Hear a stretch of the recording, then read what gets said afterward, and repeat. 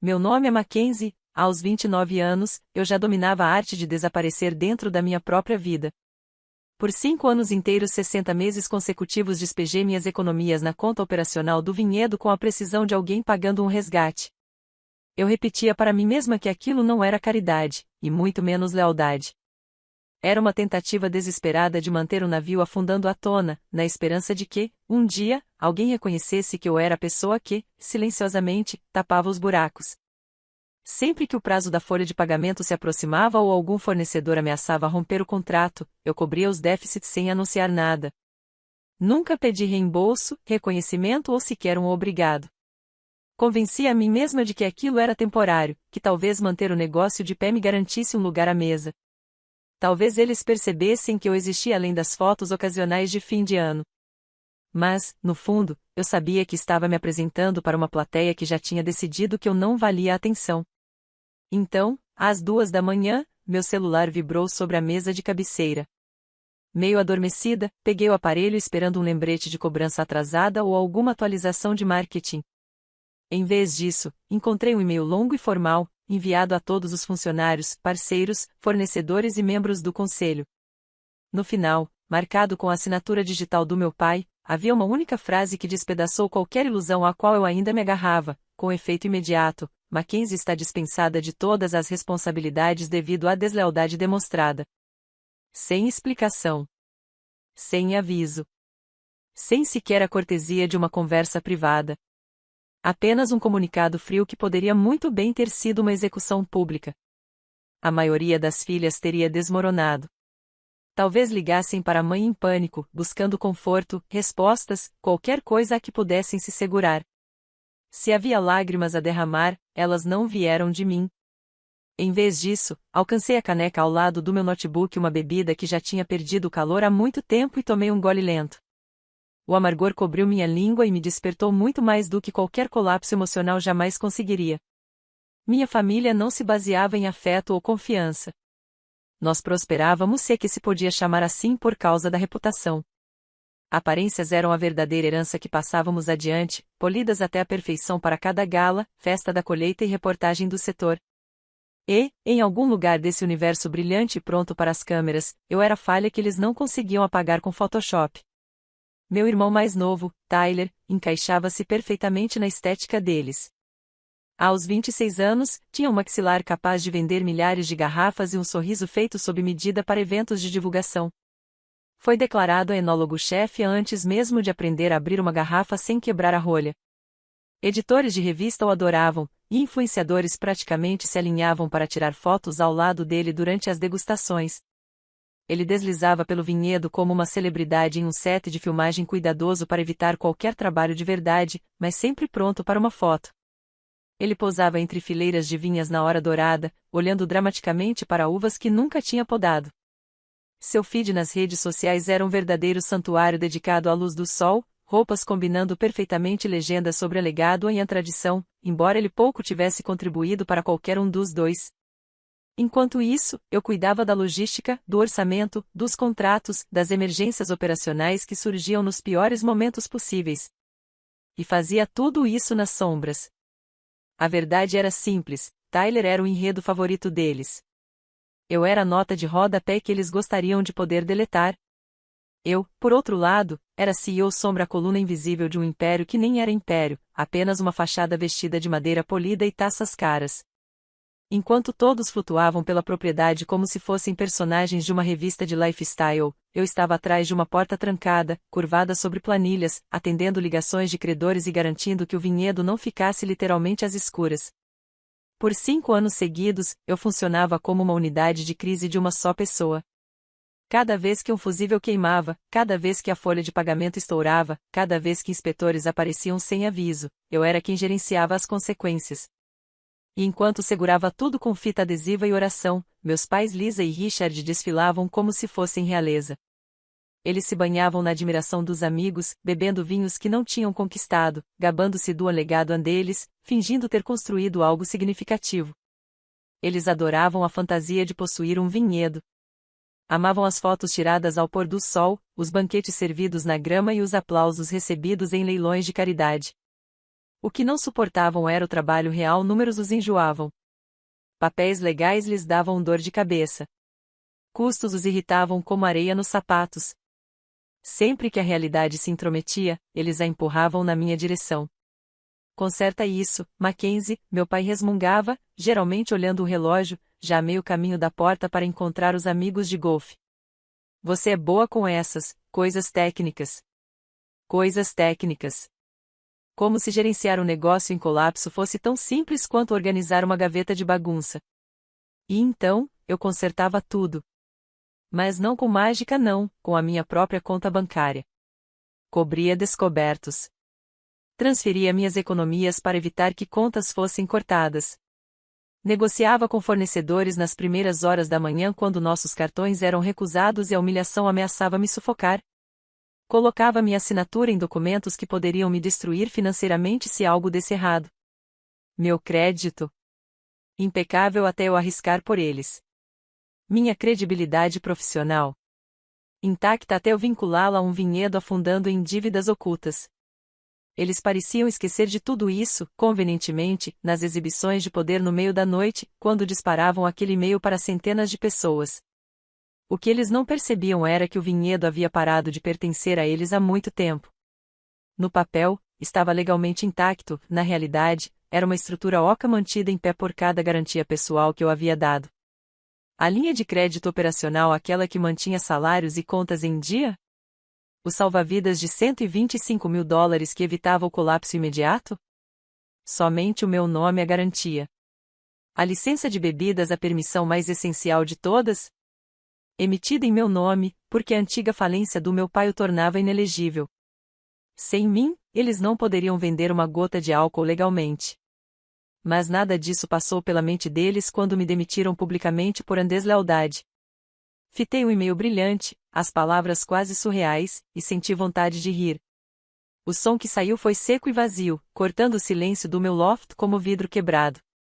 Eles realmente acreditavam que estavam me dando uma lição. Pensavam mesmo que estavam cortando peso morto. Em vez disso, sem perceber, haviam cortado a única artéria que bombeava sangue para o universo frágil deles. Levantei-me da cadeira e caminhei até a janela, observando a cidade se estender abaixo de mim, arranha-céus iluminados pela luz da meia-noite, o trânsito zumbindo como um pulso distante. A fúria dentro de mim não era caótica ou impulsiva. Não me atingia como uma onda. Assentava-se, em vez disso, como geada, silenciosa e precisa, cobrindo cada pensamento com clareza.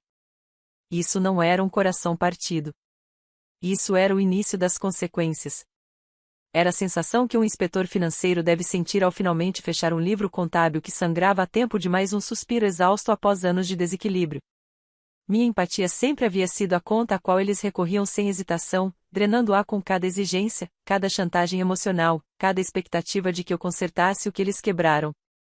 E naquela noite, pela primeira vez na vida, essa conta foi encerrada permanentemente. Se queriam me apagar, tudo bem. Eles haviam tomado sua decisão com confiança gelada. Mas estavam prestes a entender, em detalhes excruciantes, a diferença entre dispensar um funcionário e cortar quem realmente mantinha toda a estrutura de pé. Atravessei a sala com propósito, dirigindo-me ao cofre compacto à prova de fogo, soldado no chão do armário. O metal estava frio sob meus dedos enquanto girava o disco. Girei devagar, ouvindo os pinos se alinharem como uma fechadura reconhecendo seu legítimo dono. O clique final soou pesado e deliberado, quase cerimonial. Dentro havia um único envelope manila. Simples. Discreto. Mas carregava um poder destrutivo maior do que qualquer coisa que meus pais já haviam imaginado. Tracy, minha advogada, estrategista e destemida contadora da verdade, havia insistido que eu preparasse esses documentos anos antes. Ela era o tipo de mulher capaz de dissecar uma aquisição hostil enquanto tomava chá de ervas, uma profissional que não esperava tempestades, mas construía abrigos para elas de qualquer forma. Na época, eu julgara sua paranoia quase ofensiva. Acreditava que os laços familiares eram mais fortes que a ganância ou o ego. Apegava-me à ilusão de que sangue gerava lealdade. Agora, à luz do abajur da minha mesa, finalmente compreendia sua visão. Não era paranoia. Era proteção. Espalhei os documentos sobre a mesa em uma linha organizada, as páginas formando um arsenal silencioso. Acordos ocultos que me concediam autoridade que eles nem sabiam ter assinado. Rescisões formais de todas as promessas financeiras que eu já havia feito em nome deles. Retirada do meu status como representante legal registrado. Cada folha era seu próprio dispositivo de detonação, silencioso, mas poderoso. A tela do computador iluminava a sala com um azul suave e estéril. Naveguei pelo painel bancário comercial do Vinhedo, um portal que conhecia tão intimamente quanto o meu próprio batimento cardíaco. Os números eram brutais negativos, afundando, sufocantes. Eles estiveram à beira da insolvência por anos, mas eu sempre intervinha no último segundo. Aquela noite, eu não intervinha em lugar nenhum. Abri o painel de garantias. Meu nome aparecia no topo da lista, à base de cada empréstimo, cada renovação, cada período de tolerância que o banco havia concedido a eles. Meu mouse pairou sobre o botão que me removeria daquela posição para sempre. Um clique, e o que antes era a tábua de salvação financeira deles se transformaria em âncora. Por um instante um sopro, um batimento minha mão hesitou. Não era pavor. Não era dúvida. Era uma hesitação profunda, ancestral, moldada por anos de condicionamento emocional. Um reflexo com raízes presas à infância. Existe um termo que psicólogos usam, a corrente invisível do sobrevivente. Ele descreve a forma como pessoas permanecem presas aos mesmos sistemas que as machucam. Quando você cresce em um lar onde seu valor é medido pela sua utilidade, você não foge, você se agarra ainda mais. Convence-se de que resistir é virtude e de que abandonar o peso é traição. Meu cativeiro nunca precisou de trancas ou guardas. Ele foi construído por expectativas, por mensagens sutis, pela crença incessante de que meu papel era mantê-los à tona, custasse o que custasse. Fui treinada para interpretar sacrifício como afeto. Dever como devoção. Silêncio como paz. Por quase 3 décadas, confundi servidão com amor. Dizia a mim mesma que, se trabalhasse mais, desse mais, suportasse mais, então um dia eles parariam de me enxergar como mão de obra gratuita em forma humana. Talvez, algum dia, eles realmente me reconhecessem como filha, e não como uma besta de carga feita para carregar o caos deles. Mas ali, com o dedo pousado sobre um gatilho digital, finalmente entendi a verdade: martírio nunca foi amor. Sempre foi camuflagem cobrindo o cansaço, o ressentimento, as partes de mim que queriam sair mas não sabiam respirar sem a aprovação deles. E pela primeira vez na minha vida, eu estava pronta para inspirar sozinha. Porque, ao encarar aquele meio aquelas palavras a deslealdade e a atitude escritas como um veredito judicial, a corrente que me mantinha cativa finalmente se rompeu. A ilusão se despedaçou. Eles nunca me olharam através da lente do parentesco ou afeto. Enxergavam uma função, uma ferramenta, um recurso substituível dentro de um corpo humano. E ferramentas não têm sentimentos. Ferramentas são usadas até quebrar e descartadas quando deixam de ser convenientes. Voltei a focar na tela. Uma caixa de confirmação piscou com uma calma estéril. Tem certeza de que deseja revogar a responsabilidade? Sim, respirei, a palavra quase inaudível. A ponta do meu dedo pressionou o mouse. Clique. O portal recarregou. A barra indicadora pulsava em escarlate. Linha de crédito, encerrada. Saldo devedor, pagamento imediato. Uma única tecla havia feito o que anos de pedidos educados jamais conseguiram. Mas eu não tinha terminado. Troquei de aba e abri o portal estadual de regulamentação de bebidas alcoólicas. Cada pixel daquele site me era familiar após anos preenchendo renovações e relatórios de conformidade. Naveguei pelo labirinto de menus: licenciamento, permissões, ativa, agente designado. Meu nome me encarava de volta, o único pilar que sustentava a capacidade deles de operar legalmente. Pela lei, se o agente designado fosse removido ou se desligasse da empresa, o Estado precisava ser notificado imediatamente. Não fazer isso poderia resultar em penalidades, fechamentos e multas civis. Então, preenchi o formulário de renúncia com precisão clínica. No campo a motivo da saída, anexei a captura de tela do e-mail de demissão enviado por meu pai para toda a empresa. Evidência irrefutável. Outra caixa apareceu: enviar e suspender a licença até que um substituto seja nomeado? Apertei o botão. O sistema se recalibrou. Status: inativo, aguardando o representante autorizado. E assim, o vinhedo ficou sem permissão legal para distribuir, entregar, vender no atacado ou até mesmo servir um copo na sala de degustação. Toda a operação passou de cambaleante a paralisada em segundos. 10 minutos. Foi tudo o que precisou. 10 minutos para desmontar as estruturas que eu havia passado anos construindo. Não drenei as contas deles. Não alterei registros. Não toquei em nada que não fosse meu. Tudo o que fiz foi resgatar minha assinatura, minha identidade, o único recurso que eles haviam esquecido que não lhes pertencia para explorar indefinidamente. Recostei-me na cadeira, exalando no súbito e vasto silêncio do meu loft. Foi o primeiro momento em anos que não parecia sufocante. A quietude tinha um peso estranho, como se todo o meu sistema nervoso percebesse que não precisava mais se preparar para o impacto. Isso não era vingança. Era correção.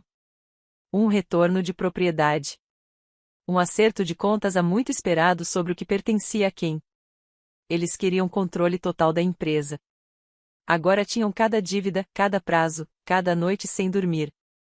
Nada de redes de segurança. Nada de trabalho invisível. Nada de filha protegendo-os dos próprios erros. Boa sorte, pai. Quando as 9 horas chegaram, foi como uma lâmpada de interrogatório acendendo sem aviso. A luz do sol da manhã cortava as persianas, demasiado intensa, demasiado alta, demasiado exigente. Meu telefone silencioso por escolha começou a tremer sobre a mesa de centro como se tentasse escapar. Não vibrava. Se debatendo. Nome após nome piscava na tela, cada notificação vibrando com um tom diferente de direito. Mãe? Pare com esse birra imediatamente. Qualquer truque que você esteja fazendo, termina agora. Ligue para o banco e desfaça isso. Pai? Mackenzie, a conta comercial está bloqueada. A folha de pagamento está pendente. Preciso de acesso agora mesmo. Tyler. LOL, então ele realmente te demitiu. Te disse que estavam cansados da sua atitude. Boa sorte em encontrar outro emprego onde você possa se esconder lá embaixo fazendo a papelada. Ah, e o cartão foi recusado no posto. Ativa de novo, estranha. Mesmo demitidos, eles ainda esperavam serviço. Não estavam em pânico porque compreendessem a gravidade do que havia acontecido. Não. Estavam agitados porque a máquina da qual dependiam estava subitamente parada.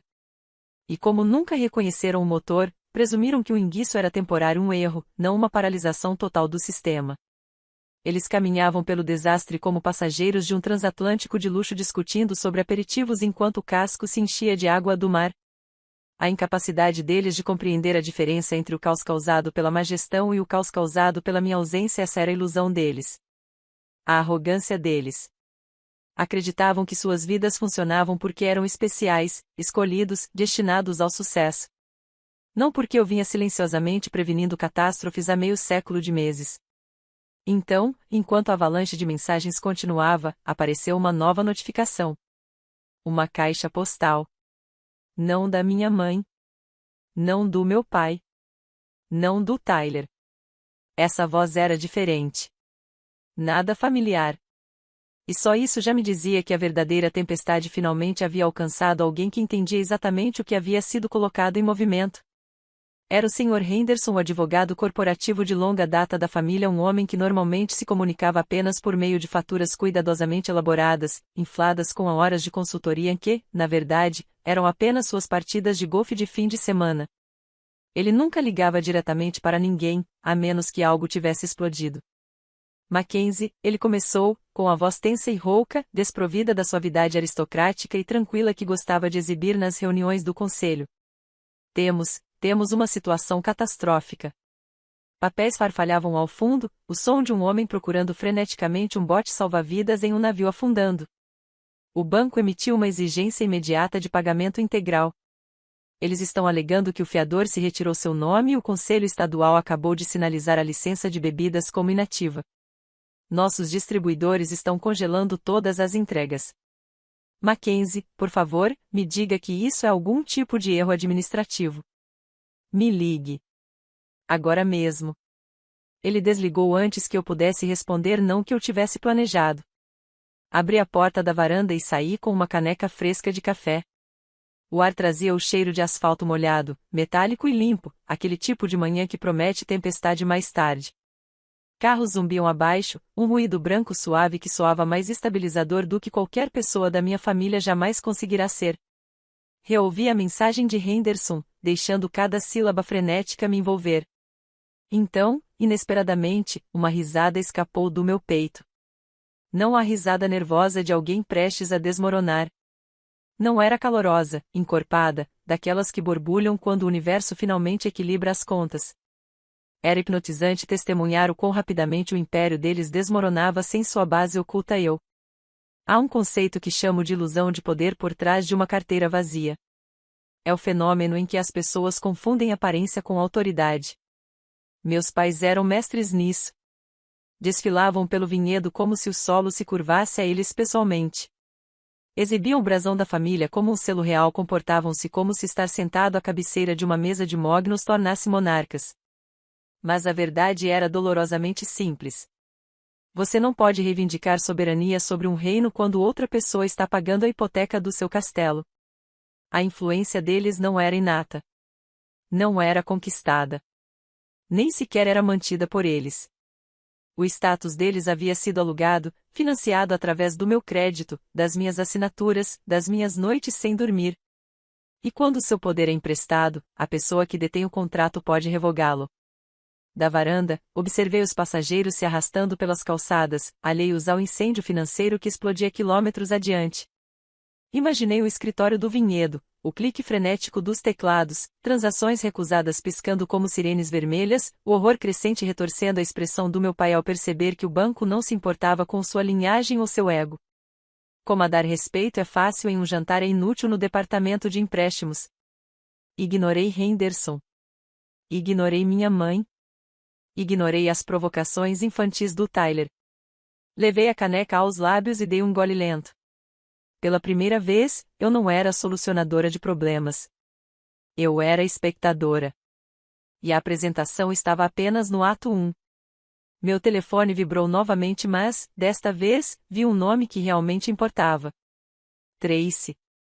Atendi instantaneamente. O tom dela era inquietantemente calmo. Focado. Não havia traço de pânico, apenas seriedade concentrada. Mackenzie, você está sentada? Estou bem, Tracy. O que está acontecendo? Meus pais tentaram entrar com uma medida de emergência? Não, disse ela, exalando com força. Eu estava enviando seus documentos oficiais de dissociação à Secretaria de Estado. Enquanto fazia isso, acionei uma bandeira de revisão no sistema. Algo apareceu que não deveria. Minha testa se franziu. Um erro nos registros? Não. Uma pausa. Uma pesquisa de ônus pendente em todas as entidades do vinhedo. Meu pulso acelerou. Ônus? De quê? Eu puxei os registros preliminares. A voz dela baixou ainda mais. Mackenzie, há um contrato em rascunho. Grande. Voltei para dentro, fechando a porta da varanda atrás de mim. Um contrato para quê, Tracy? Uma fusão, disse ela. O tom mudou sombrio, deliberado. Na verdade, mais precisamente, uma aquisição. Ela fez uma pausa, como se estivesse me preparando. Eles estavam se preparando para vender o vinhedo. E então, com a voz carregada de indignação. Eles planejavam assinar tudo sem te contar, enquanto ainda usavam seu crédito, suas garantias pessoais, sua autoridade legal, tudo seu para deixar os livros prontos para venda.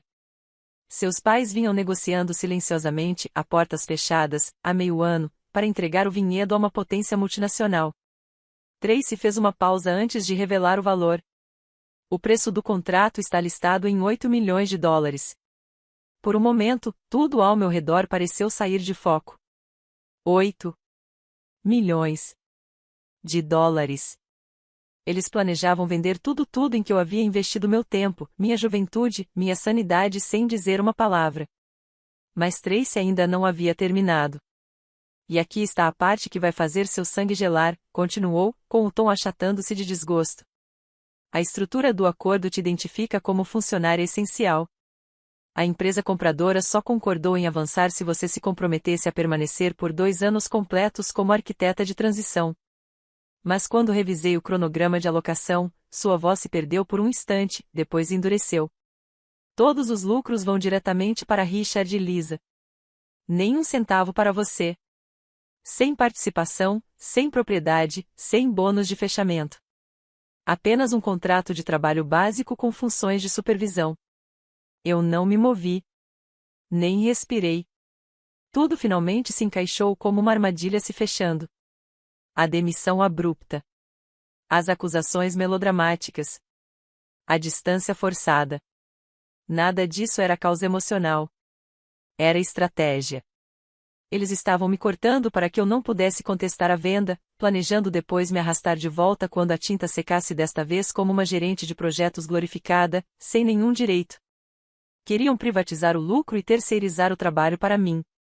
Estavam prontos para reivindicar a fortuna gerada pelo negócio que eu ressuscitei, embolsar 8 milhões de dólares e me entregar uma descrição de cargo como prêmio de consolação de rifa. Isso não era apenas egoísmo. Era roubo envolto em papelaria de família.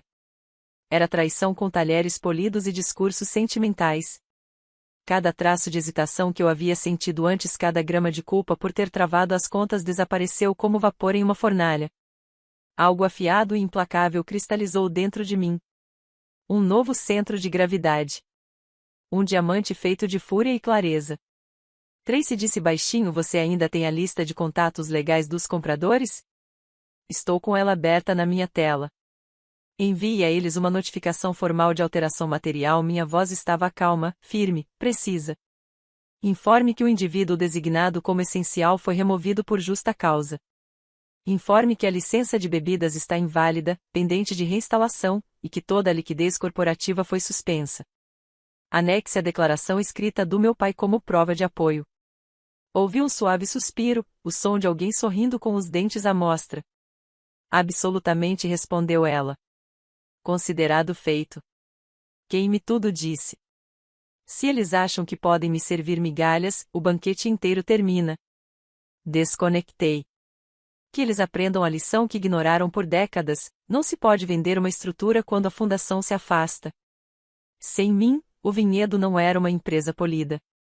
Era uma responsabilidade em suporte de vida, sustentada por ilusões que eles jamais entenderam. A transação morreu antes mesmo de ter chance de cambalear. Quando o céu mergulhou em um índigo profundo e os últimos rastros de luz do dia desapareceram entre as colinas, o relógio marcava 7. Aquela noite deveria marcar a grande gala da colheita, o evento principal da temporada. Normalmente, o terreno brilhava como uma pintura. Lanternas penduradas nos galhos de carvalho. Taças de champanhe captando a luz das velas. Jazz suave flutuando pelo pátio. Uma mistura cuidadosamente curada de perfume, barris de carvalho e cordeiro com alecrim no ar. Era a noite em que o vinhedo fingia ser intocável. Mas quando virei meu sedã na estrada de cascalho, a atmosfera era completamente diferente. O cheiro que me atingiu não era de luxo ou celebração. Era medo afiado, frenético, espalhando-se pela propriedade como um incêndio. Não havia manobrista esperando com sorriso educado ou prancheta. O círculo de cascalho, normalmente cheio de carros de luxo estacionados com ordem, parecia abandonado. As vans de catering estavam espalhadas pelo gramado como baleias de metal encalhadas, tortas enlameadas, faróis ainda acesos. Um grupo de funcionários da cozinha permanecia em um semicírculo apertado e irritado, jaquetas abertas, mangas arregaçadas, discutindo em tons baixos. Um homem chutou uma caixa com tanta força que ela se estilhaçou. A frustração deles pairava no ar como umidade antes da tempestade. Passei por eles sem diminuir o passo, postura ereta, expressão impenetrável. Não tinha vindo para salvar a noite de ninguém. Não estava ali para amenizar as coisas, oferecer soluções ou limpar o desastre que eles criaram. Meu único objetivo era recolher os documentos restantes, lembranças pessoais e algumas fotos emolduradas que guardava no meu escritório, nada mais. A sala de degustação principal parecia o aftermath de um escândalo estampado na primeira página de um jornal. O bar de mogno polido, normalmente iluminado por suaves pendentes, estava envolto em fita amarela de advertência, daquelas usadas em cenas de crime. Os inspetores do estado agiam rapidamente quando as licenças desapareciam. Convidados elegantes vagavam pelo salão em estado de confusão, segurando taças de cristal vazias como acessórios de uma apresentação fracassada. Seus sussurros irritados se sobrepunham reclamações sobre reembolsos, transporte e noites arruinadas. O quarteto de jazz, derrotado, guardava silenciosamente seus saxofones e o contrabaixo, enquanto o pianista fechava a tampa do piano de cauda como quem encerra um caixão. Passei por entre os grupos murmurantes e segui em direção ao corredor que levava ao setor administrativo. Eu quase havia alcançado a sala dos barris quando as sombras se moveram. Eles não apenas me confrontaram, eles me cercaram. Mackenzie. Meu pai surgiu entre dois tanques de fermentação gigantes, como se tivesse sido esculpido pela própria escuridão. Parecia dramaticamente mais velho do que naquela manhã, como se o estresse tivesse se entranhado em seus ossos. A gravata estava frouxa e torta, o rosto manchado, a respiração com cheiro de uísque. Minha mãe pairava logo atrás, o cabelo um pouco desalinhado, o rímel borrado em pequenas manchas. A elegância cuidadosamente construída dela havia desmoronado sob o peso do pânico. Você precisa parar com isso, Richard cuspiu, a voz reverberando pelo metal e pelo carvalho ao redor. Os chefes estão ameaçando ir embora. Os músicos já sumiram. Você entende a humilhação que está causando? Mantive meu tom firme, quase distante. Eu não estou causando nada. Estou apenas recuperando o que é meu. Só isso.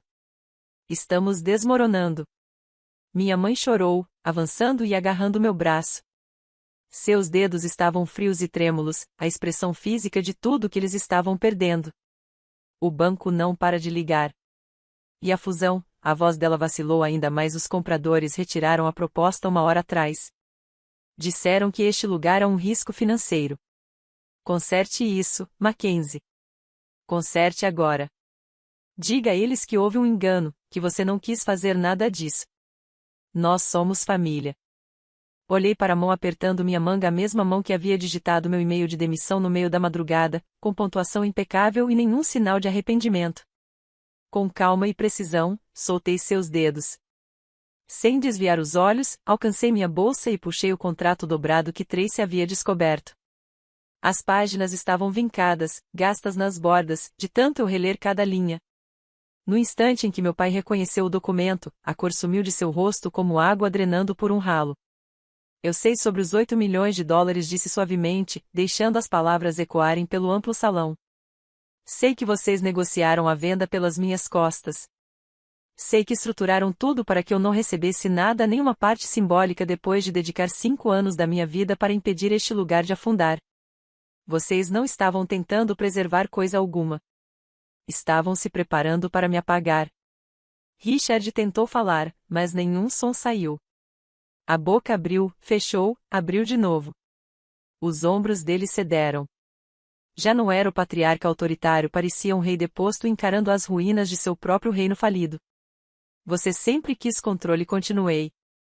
Sempre insistiu em comandar tudo. Sempre quis autoridade. Pois bem, agora é seu. A folha de pagamento de amanhã é sua. A hipoteca que vence na segunda é sua. A licença congelada? Também sua. Aproveite estar no comando. Virei-me em direção à saída, meus passos ecoando no silêncio. MC Mackenzie, você não pode nos abandonar assim. Minha mãe gritou, tropeçando atrás de mim. Não sabemos como gerenciar as operações do dia a dia. Não sabemos o que fazer agora. Na porta, parei e olhei por cima do ombro. As luzes dos tanques projetavam longas sombras atrás deles, estendendo-se pelo chão como os fantasmas de suas decisões. Eu sei, respondi. Essa é a consequência de demitir a única pessoa que sabia como manter este lugar vivo. Agora vocês vão ter que lidar com o colapso sozinhos. Então saí. O ar fresco da noite me recebeu como uma folha em branco. Atrás de mim, o silêncio da adega se assentava denso, sufocante, definitivo.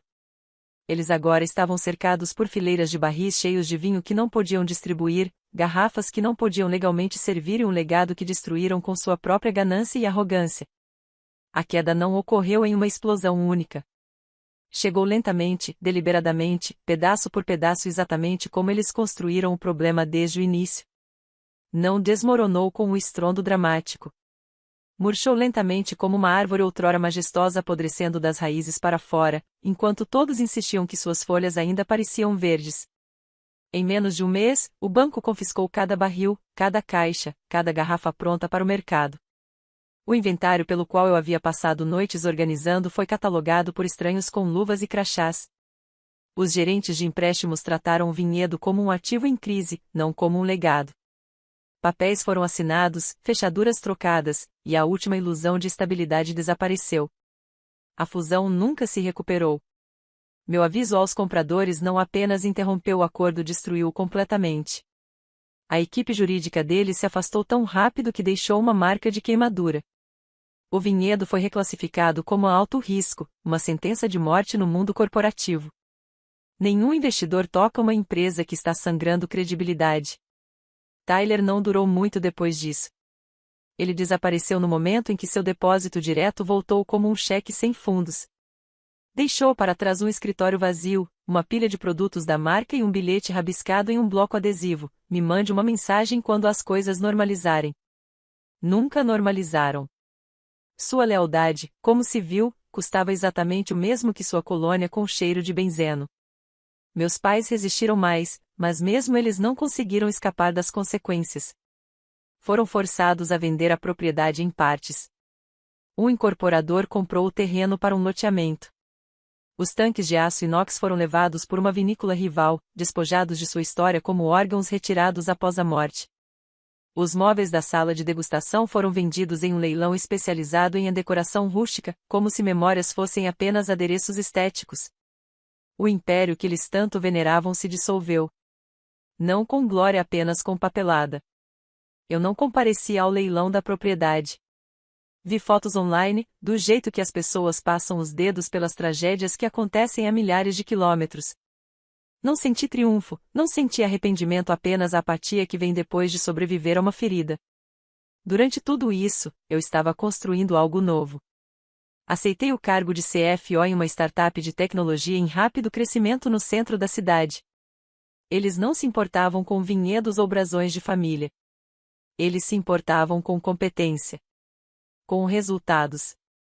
Durante a entrevista, meus pais não foram mencionados uma única vez. Perguntaram sobre minhas ideias.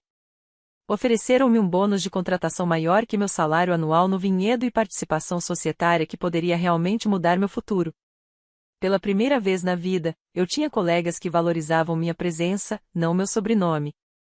Respeito. Era impressionante como a vida se tornava silenciosa quando cercada por pessoas que sabiam o que isso significava. Agora é véspera de Ano Novo. Meu apartamento, alto acima da cidade, tem janelas grandes enquadradas por luzes douradas e suaves. O tipo de lugar onde você consegue ouvir sua própria respiração, onde a paz não é algo que você persegue, é algo que se instala ao redor naturalmente. Não há mensagens urgentes no meu telefone, nem emergências disfarçadas de obrigações familiares. Apenas silêncio, quente e intencional. No balcão, uma única garrafa de vinho. Meu vinho. Um blend que criei há 5 anos, a única safra que carregava minhas digitais, minha visão, minha alma. Eu a peguei na adega na noite em que tudo desabou. Não por despeito, mas porque era a única parte do vinhedo que realmente me pertencia. Eu a abro lentamente. O aroma se espalha, escuro e terroso, com um leve toque de amora.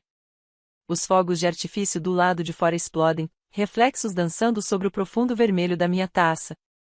Penso nos meus pais. Soube que eles acabaram em um pequeno apartamento no Arizona. Carpetes bege, pores do sol no deserto e uma noite de bingo no centro comunitário bem longe da grandiosidade com piso de mármore que eles ostentavam. Eles nunca assumiram responsabilidade.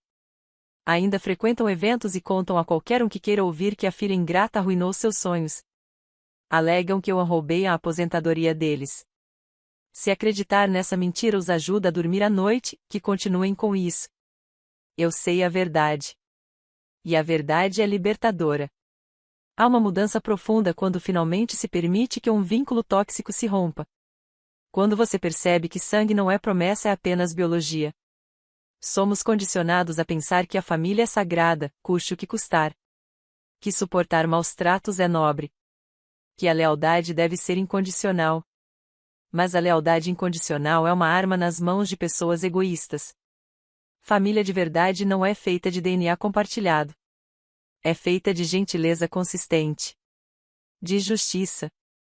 De respeito. De segurança. Às vezes, a coisa mais corajosa e compassiva que você pode fazer é cortar o membro que continua infectando o resto de você. Ir embora não foi destruição. Foi sobrevivência. Eu não perdi uma família. Eu ganhei um futuro.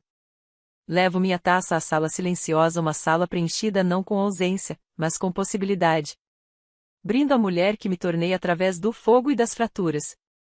Brindo a autoestima pela qual lutei. E brindo a família escolhida que, um dia, construirei com intenção, não obrigação. Às pessoas que escolhemos sussurro. E à paz que criamos com nossas próprias mãos. O vinho toca meus lábios. Tem gosto de independência intenso, audacioso, sem pedir desculpas. Se você já se afastou de algo que estava te destruindo, digite liberdade nos comentários. E lembre-se: respeito é a única moeda que nunca perde seu valor.